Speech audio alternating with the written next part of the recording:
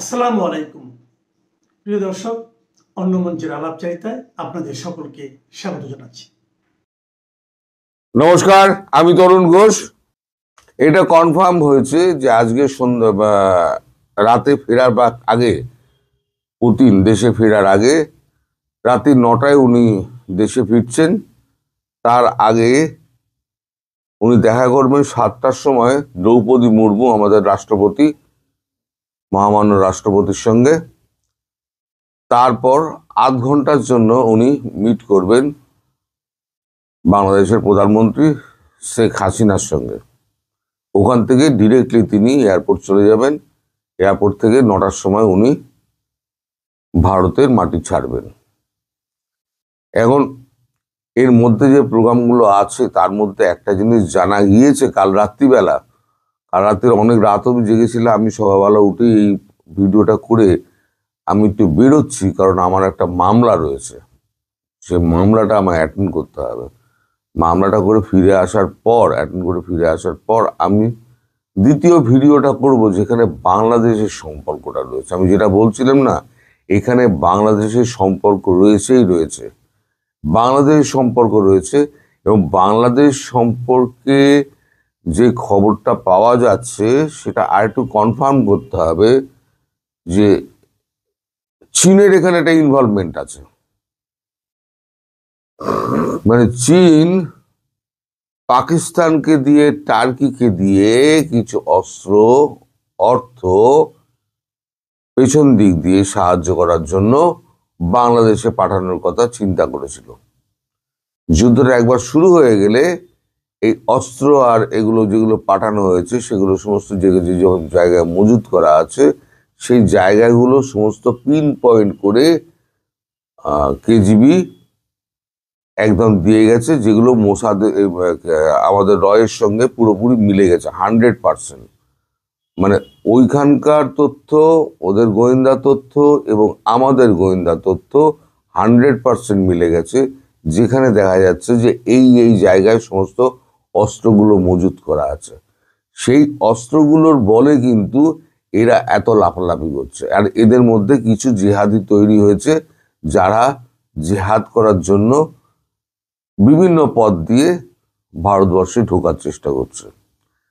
এখন সে বিষয়ে বিস্তারিত কথাবার্তা কি হয়েছে আমার জানতে একটু সময় লাগবে। তো যেহেতু আমি বেরোচ্ছি, এবং শেখ হাসিনার কথাবার্তা কি হবে, কারণ 7টা থেকে দ্রৌপদী মুর্মুর সঙ্গে, আমাদের রাষ্ট্রপতি মহামান্য দ্রৌপদী মুর্মুর সঙ্গে দেখা করার কথা। তার 7টার থেকে 8টা অবধি, তারপর ওনার যেতে যাওয়ার সময় ওই গিয়ে আধ ঘন্টা প্রধানমন্ত্রী শেখ হাসিনার সঙ্গে উনি দেখা করবেন। দেখা করার পর উনি তারপর পালাম এয়ারবেস থেকে উনি যেখানে নেমেছিলেন, আবার ওখান থেকেই উনি দেশে ফিরবেন। ফলে এই রাত্রিবেলা যে শেখ হাসিনার সঙ্গে যে কথাবার্তাগুলো হবে, সেই কথাবার্তাগুলো আমার জানতে একটু সময় লাগতে পারে, একটু মানে ডিটেলে জানতে গেলে। তবে বাংলাদেশের ব্যাপারটা আমি জেনে যাব। আমি কোর্ট থেকে ফিরে আসি, কোর্টেও আমি সারাক্ষণ তো ব্যস্ত থাকবো না, আমার তো হাজিরা দেওয়ার ব্যাপার। তো কোর্ট থেকে ফিরে এসে আমি সমস্ত কিছু আর কি টেলিফোনে আমি জোগাড় টোগাড় করে নেবো। আমি সন্ধ্যাবেলার ভিডিওতে আমি ওইগুলো আপনাদের দিয়ে দেবো। ওই সন্ধ্যাবেলার ভিডিওটা যদি একটু দেরি হয়, আপনারা অপেক্ষা করবেন, কারণ যেহেতু কোর্ট থেকে আমি আসবো, এসে আমি খবরাখবর নিয়ে ভিডিওটা করে আপলোড করে তারপরেতে ছাড়তে গেলে যে সময়গুলো লাগে, হয়তো আমি মানে ভারতীয় সময় 6:30টার জায়গায় আমি হয়তো 7টায় ছাড়তে পারি। এই সময়টুকু আপনারা একটু অপেক্ষা করবেন আমার জন্য। আর সেই সময়তে আমি জানতে পারবো, মানে বাংলাদেশের সম্পর্কে সম্পূর্ণ ব্যাপারটা জানতে পারবো, কি চক্রান্তটা হয়েছিল। চীন পেছন দিক দিয়ে কি চক্রান্তটা খেলছে, সামনে আমাদের বন্ধুত্বের হাত বাড়াচ্ছে বাজারটা পাওয়ার জন্য, কিন্তু পেছন দিক দিয়ে চীন চিরশত্রুই থাকবে। সেটা ওই জন্য বলেছিলাম, রাশিয়াও বিশ্বাস করে না, ভারতও বিশ্বাস করে না। চীনের পরিবর্তন হবে না। তো সেক্ষেত্রে চীন কি কি করেছে এবং কি কি করতে চাইছিল, যেখানে সমস্ত লাইনগুলোকে কেটে দেওয়া হয়েছে, চীনের সমস্ত প্রচেষ্টাকে নষ্ট করে দেওয়া হয়েছে, এবং যেখানে যেখানে ওরা অস্ত্র মজুত করেছিল, কেজিবির এজেন্ট এবং আমাদের এজেন্সি দুজনেই কিন্তু মিলিয়ে দেখেছে যে এখানে দুজনেই এটাই ইনফরমেশনটা মিলে যাচ্ছে। ফলে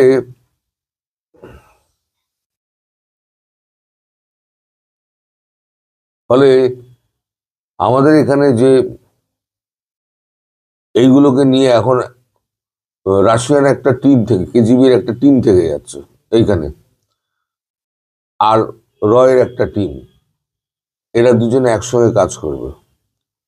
একসঙ্গে কাজ করে আগে যেটা ঠিক করা হয়েছিল, হয়তো ছোটখাটো দিয়ে হয়তো বাংলাদেশটাকে সামলে দেওয়া যাবে, এখন দেখা যাচ্ছে যে বাংলাদেশ এমন একটা পর্যায়ে পৌঁছে গেছে যেখান থেকে বাংলাদেশকে ফিরিয়ে আনা খুব মুশকিল।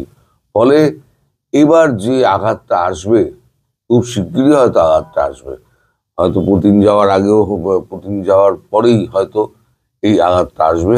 কিন্তু তার আগে মানে এই সমস্ত ঘর গোছানোর ব্যাপারগুলো এরা দুটো দেশ মিলে, দুটো দেশের গোয়েন্দা সংস্থা মিলে এগুলোকে ঠিক করবে।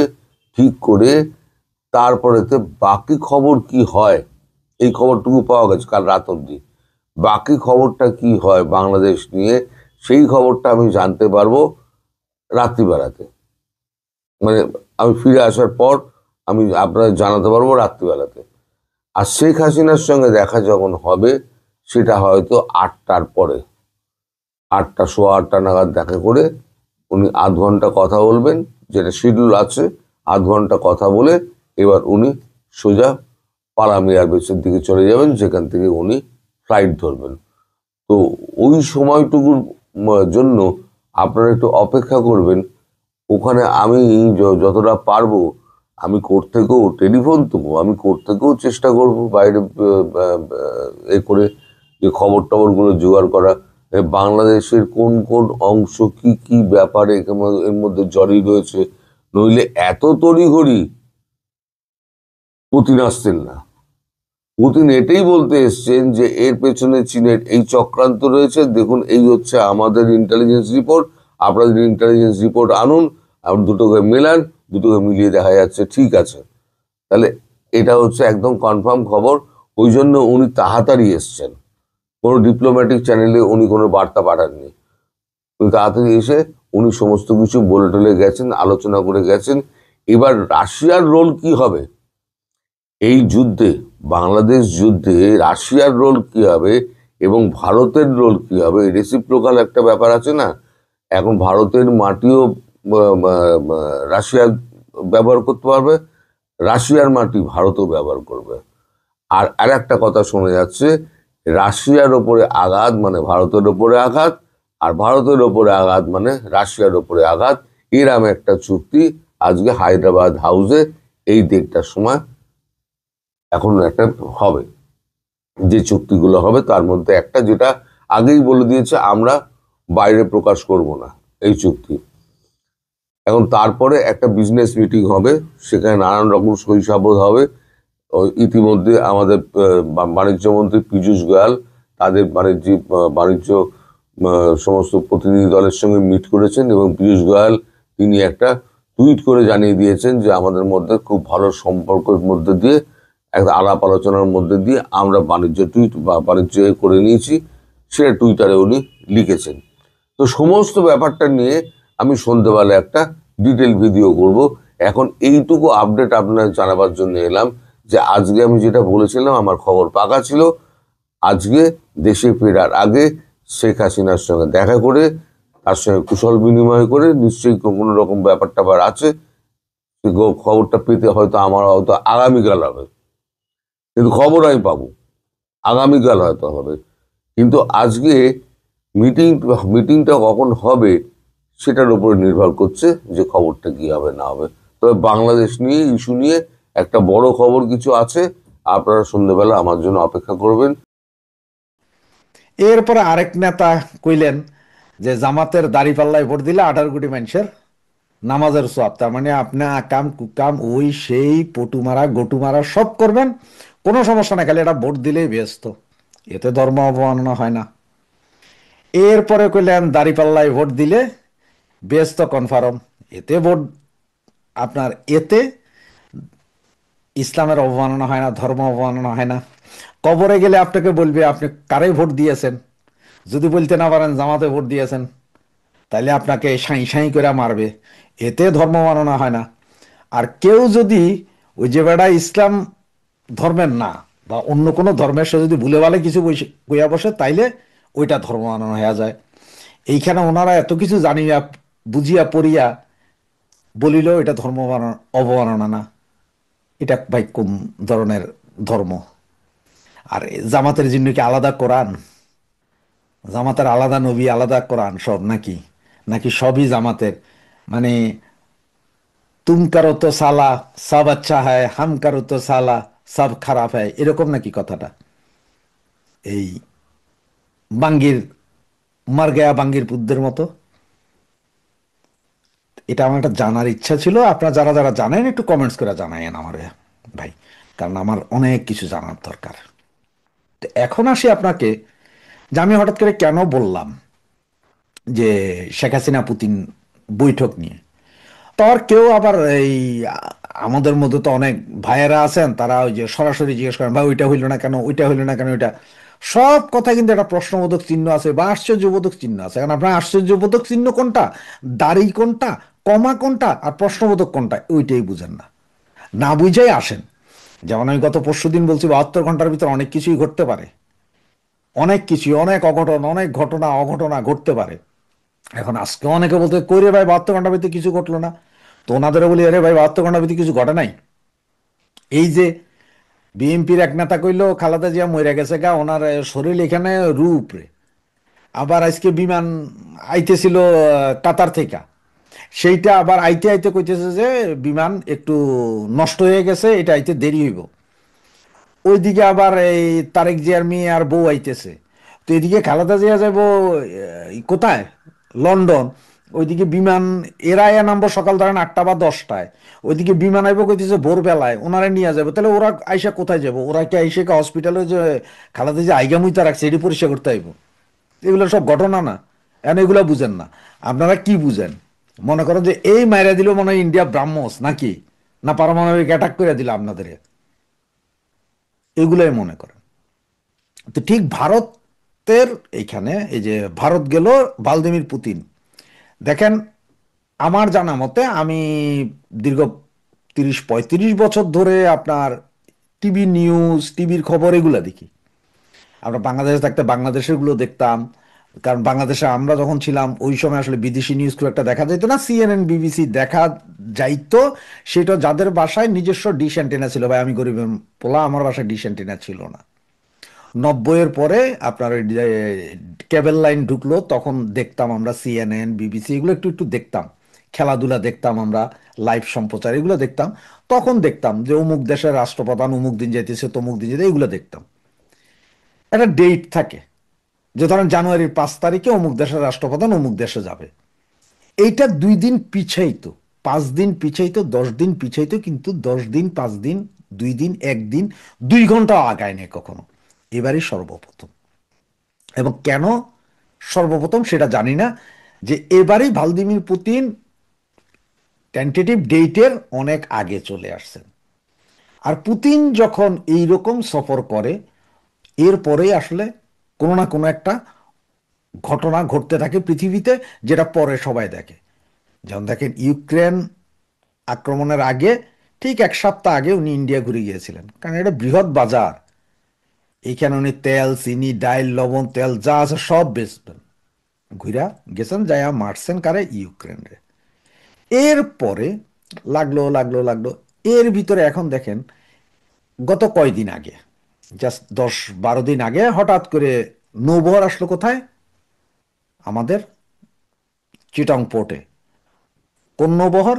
রাশিয়ান যুদ্ধজাহাজ আসলো, সৌজন্য সাক্ষাৎ। বুঝলাম না কেন হঠাৎ করে সৌজন্য সাক্ষাৎ। উনি ভ্লাদিমির পুতিন এখন আছেন কোথায়?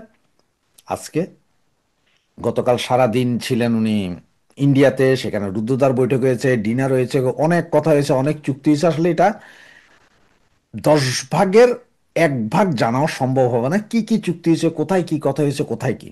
কিন্তু সাজ রব সারা পৃথিবীতে একটা জিনিস চিন্তা করতে হবে, কি হইতে পারে, কি হইতে পারে, এইটা নিয়ে একটা খেলা আছে, এখানে কোনো একটা খেলা আছে। আবার ইন্ডিয়াতে আসছেন। এখন এর আগেই আমাদের মাননীয় প্রধানমন্ত্রী জননেত্রী শেখ হাসিনাকে আপনার দাওয়াত দিয়েছেন রাশিয়া যাওয়ার জন্য 5ই আগস্টের পরে, গত বছর 5ই আগস্টের পরেই দাওয়াত দিয়েছেন। এবং এর আগে আমরা বলেছিলাম যে যে কোনো মুহূর্তে শেখ হাসিনা এরকম সফরে যাবেন।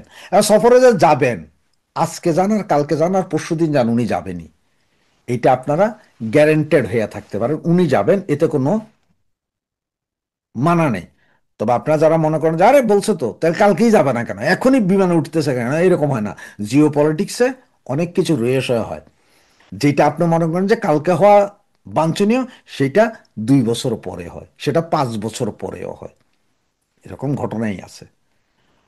তো এখন যেটা গুঞ্জন শোনা যাচ্ছে, ভারতীয় বিভিন্ন মিডিয়ায় সাংবাদিকরা এবং রাশিয়ার যেসব মিডিয়াগুলো আছে, তার মধ্যে সবচেয়ে শক্তিশালী মিডিয়া আরটি টেলিভিশন, ওদের একটা টেবিল টকে শুনেছিলাম যে আমাদের মাননীয় প্রধানমন্ত্রী জননেত্রী শেখ হাসিনার সাথে ভ্লাদিমির পুতিনের একটা বৈঠক হইতে পারে, যেই বৈঠকটা হয় সর্বোচ্চ 45 মিনিটের একটা বৈঠক হতে পারে বলে ওরাও বলছে। কিন্তু বৈঠক কোথায় হবে সেটা জানে না। কি শেখ হাসিনা গিয়ে দেখা করবেন ভ্লাদিমির পুতিনের সাথে, না পুতিন গিয়ে উনি যেখানে থাকেন সেখানে দেখা করবেন, সেটাও জানি না। তবে একটা দ্বিপাক্ষিক বৈঠক হতে পারে। সেই বৈঠক আসলে কি বিষয়ে কথা হবে, কোন বিষয়ে কথা হবে, কে কে থাকবে, এটা জানা যায়নি। আর এটা জানা যায়নি বিধায় আমরা বলছি যে এটা বৈঠক হবে, প্রশ্নবোধক চিহ্ন আছে। এবং এই বৈঠকটা হতে পারে কারণ 71-এ আমাদের মুক্তিযুদ্ধের সময় রাশিয়া আমাদেরকে সাপোর্ট করেছিল, ইন্ডিয়া তো সাপোর্ট করে, ওদের সৈন্য মরেছে।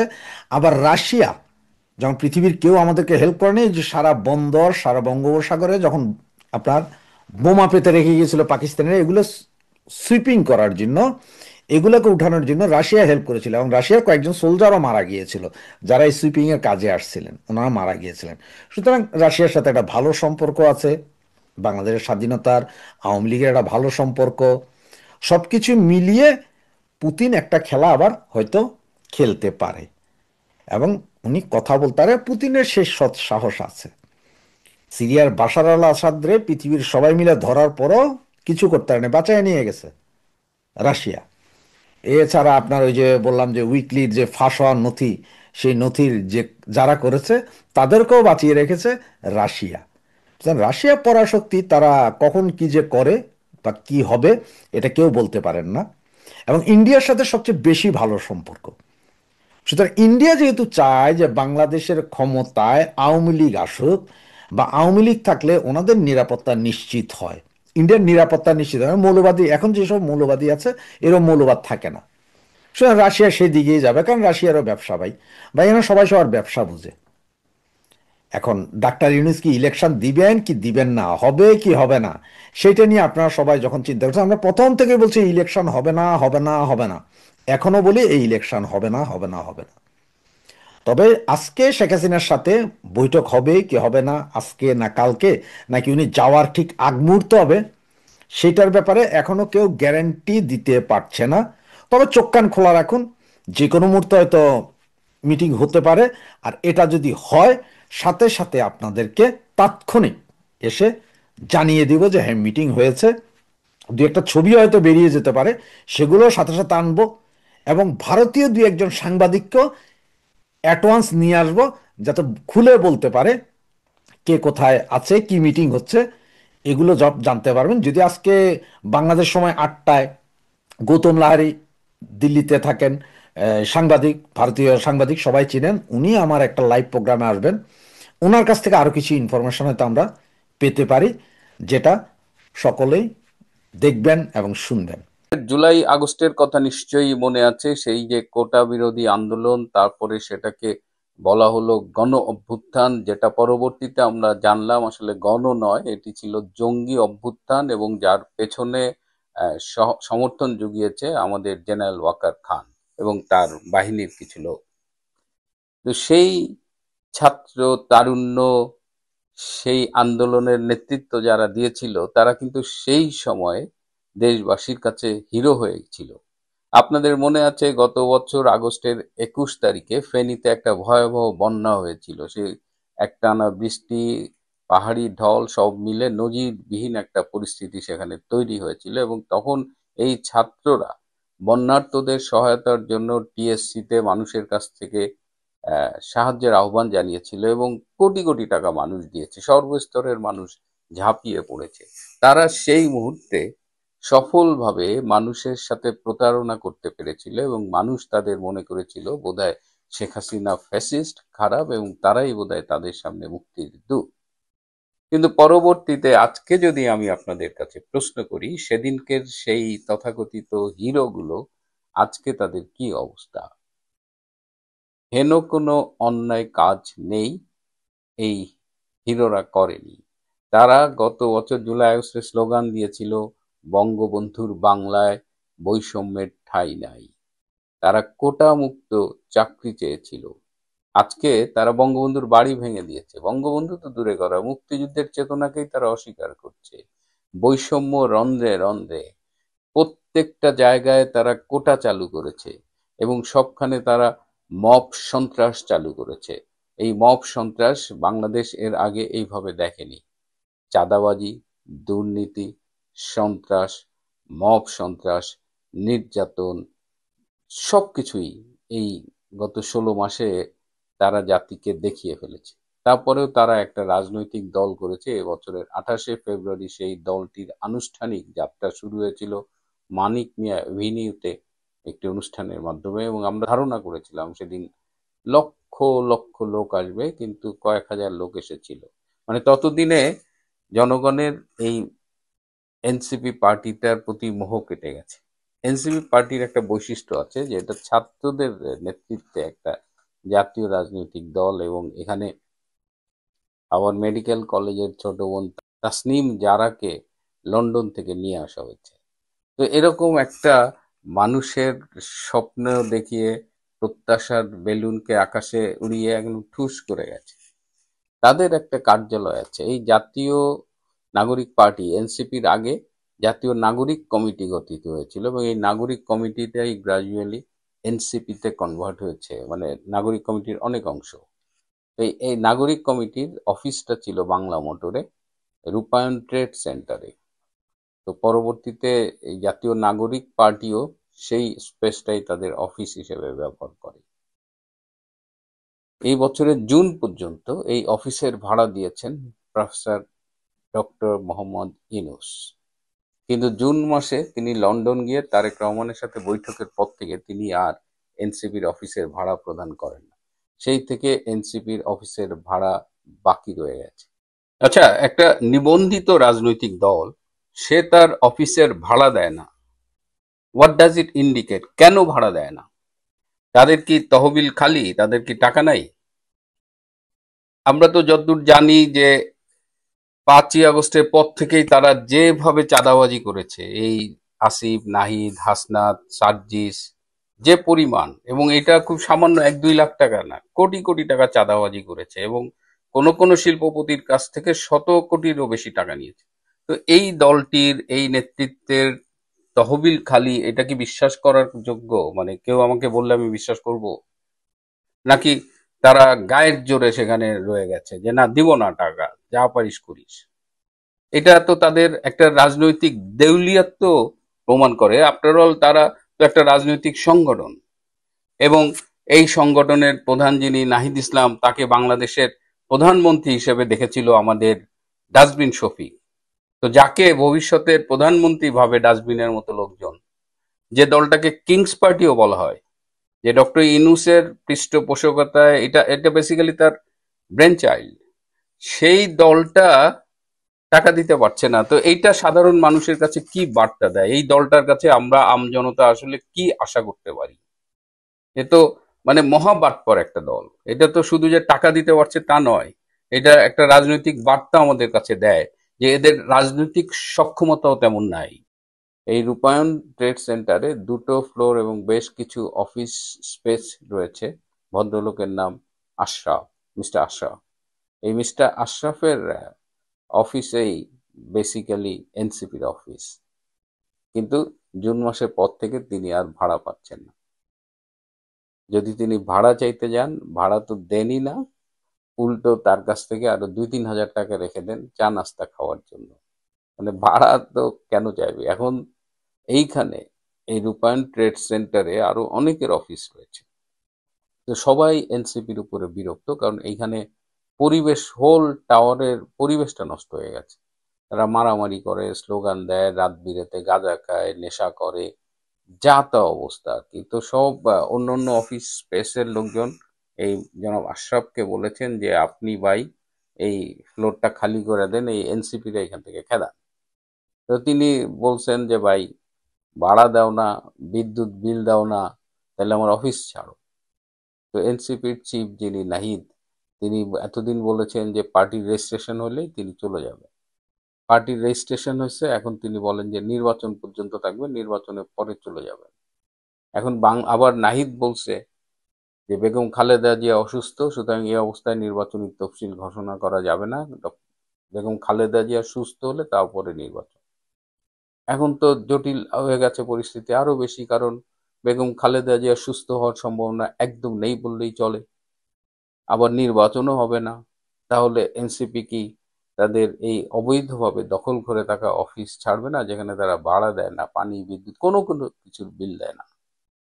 তো যারা জাতিকে স্বপ্ন দেখিয়েছিল, যারা বৈষম্যমুক্ত বাংলাদেশ গড়বার প্রতিশ্রুতি দিয়েছিল, তারা এখন তাদের পার্টি অফিসটা পর্যন্ত জোর দখল করে রেখেছে। সেই মালিকের কথা শোনে না, এবং সেখানেও চাঁদাবাজি চলছে। ঘটনার একটা কারণ শুনলাম, খুব ইন্টারেস্টিং মনে হয়েছে আমার কাছে। মনে হলো যারা এনসিপির নামে, যারা গত বছর জুলাই আগস্টের নামে, যারা ডক্টর ইউনূসের নামে একটু 2 নলা ভাত বেশি খান, তাদের একটু জেনে রাখা উচিত যে তারা মানে কাকে সরিয়ে কি মাল আনছে। এই জিনিসটা আপনাদের জানিয়ে রাখলাম। বিএনপির এক নেতা বলেছেন যে তাকে ফাঁকি দেওয়া মানে আল্লাহকে ফাঁকি দেওয়া। মানে ছোট মেয়েতে বড় মেয়ে, তো বড় মেয়ে জামাত তো বড় মেয়েই, ছোট মেয়ে বিএনপি সুবহানাল্লাহ। মানে তারা বেহেশতের টিকিট, কবরের প্রশ্ন, এগুলো কথা বাদ, আল্লাহ তাদের জন্য সূর্য ঠেকায় ফেলতেছে। এগুলোর সাথে পাল্লা দিয়ে এখন বিএনপির এক নেতা বলছে যে তাকে ফাঁকি দেওয়া মানে আল্লাহকে ফাঁকি দেওয়া। যাই হোক, সেটা রাখলাম। আবার ছাত্র নেতা, সাবেক বর্তমান নেতা, বিএনপির বড় নেতা এনি সাহেব বলছেন যে সৌদি আরবে নাকি বিএনপি এবং জিয়া এবং খালেদা জিয়ার খুব প্রশংসা করে। ভালো কথা, প্রশংসা তো করবেই, কারণ সৌদি আরবে তো বাংলাদেশের স্বাধীনতা, সৌদি আরব তো বাংলাদেশের স্বাধীনতার পক্ষে ছিল না, তারা প্রশংসা আপনাদের করবেই, করতেই পারে। কিন্তু এর মধ্যে শেখ হাসিনায় কেন টেনে আনলাম যে শেখ হাসিনায় কাজ্জাব বলে? শেখ হাসিনা কাজ্জাব মানে নাকি আবার মিথ্যাবাদী? তো বাংলাদেশ আরেক মৌলবীকে কিন্তু কাজ্জাব বলে, সেটা হলো ওই যে রাজ্জাক বিন ইউসুফ, যেটা পুরুষের ব্যাক সাইড দিয়ে হয়েছে, সেই মৌলবীকেও বাংলাদেশে আরেক মৌলবী গাব গাছে কিন্তু কাজ্জাব বলে। যাই হোক, সেটা অন্য প্রসঙ্গ। তো শেখ হাসিনাকে কাজ্জাব বলবেই তো তারা, কারণ তারা তো এই দেশকে চায় নাই। সৌদি আরব তো এই দেশকে স্বীকৃতি দিয়েছে বঙ্গবন্ধু হত্যাকাণ্ডের পরে, সুতরাং তারা তো শেখ হাসিনা কাজ্জাব বলবেই। আর আদৌ কাজ্জাব বলে কিনা, এই ব্যাপারে কতটুকু সত্যতা আছে, যে শেখ হাসিনাকে সৌদি আরব কাজ্জাব বলে? কিন্তু একটা বিষয় কিন্তু সত্যতা, সে হলো বাংলাদেশের লোকজনকে কিন্তু মিসকিন বলে, এটা কিন্তু সত্য। তাহলে আপনি নিশাব কি মিসকিনদের নেতা, এটা প্রমাণ হয়ে গেল সৌদি আরবের কথা। এটা কিন্তু একেবারেই সত্য। শেখ হাসিনাকে কাজ্জাব বলে কিনা, এটা কিন্তু সত্যতা প্রমাণ করতে আপনি পারবেন না। কিন্তু বাংলাদেশের জনগণকে যে মিসকিন বলে, সেই হিসেবে আপনি মিসকিনের নেতা আপনি এটা তো ঠিক, এটা তো আপনাকে মানতে বাধ্য করতে, এটা তো আপনি মানতে বাধ্য। উপর দিকে থুতু দিয়েন না, উপর দিকে থুতু দিলে না নিজের গায়েই পড়ে। এই সমস্ত মিথ্যা কথা বলার কোনো দরকার আছে? সৌদি আরব শেখ হাসিনাকে মিথ্যাবাদী বললে কি যায় আসে? যায় আসে না, কারণ ওরা তো বলবেই আপনাকেও তো ভারতের লোকজন সন্ত্রাসী, জঙ্গি এগুলো বলে আপনাদেরকে। তো এটাকে আপনি মেনে নিবেন না? তো তাই সৌদি আরবের লোকজন কি বললো যায় আসে না। সৌদি আরবের ভোটে তো শেখ হাসিনা পারে না। আর সৌদি আরবে যদি বাংলাদেশের কথা বলেন, তো সৌদি আরবের বেশিরভাগ লোক কারা আমরা তো জানি। বাংলাদেশ থেকে যারা গেছে এরা তো বেশিরভাগ জামাত করে, তো জামাত তো শেখ হাসিনা কাজা বলবেই। তাদের কাছে গোলাম আমার চাইতেই সত্যবাদী, তখন তো কিছু করার নাই। তাদের কাছে তো আল্লাহ রসুলের চাইতে মধুদি সত্যবাদী বেশি।